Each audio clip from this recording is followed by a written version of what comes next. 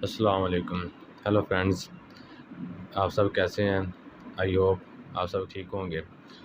मैं शहनाज अहमद, जैसा कि आप जानते हैं हमारा चैनल है हेल्थ टिप्स के नाम से। तो हम आज का टॉपिक लेकर आए हैं आप डिहाइड्रेशन क्या है, और डिहाइड्रेशन जो होती है ये पानी की कमी को कहते हैं।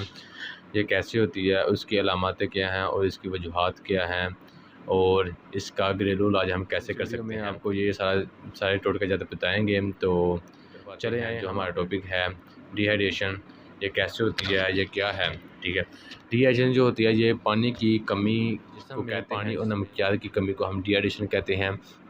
ठीक है, इसकी भी दो वजूहत होती हैं। दो वजूहत ये हैं कि सबसे पहले किसी बीमारी की वजह से जिस्म में पानी और नमकियात की कमी हो जाना। दूसरी वजह तो ये हो सकती है कि किसी वजह से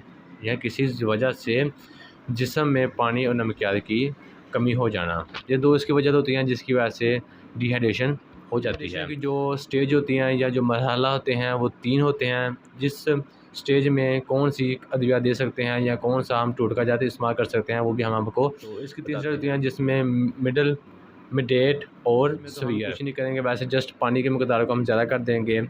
उसके बाद जो मिडेट होती है उसमें हम नमकोल और आरएस वगैरह हम इस यूज़ करवाएंगे।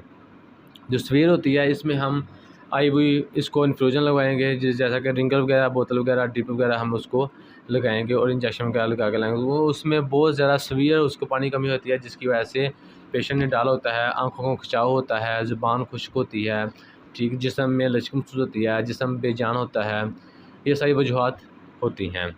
तो वगैरह हमारे घर में मौजूद नहीं है या हमारे पास नज़दीक डॉक्टर वगैरह नहीं है तो हम घर में ही उसका इलाज कर सकते हैं। वो क्या है, इसमें हम थोड़ा सा नमक लेंगे, थोड़ा चीनी लेंगे और हम उसको अच्छी तरह मिक्स करके हम उसको पिला देंगे। तो हमने 1 या 2 लीटर 1 या 2 घंटे के अंदर अंदर पानी को हमने कंप्लीट करवाना है, यानी कि मुकम्मल करवाना है।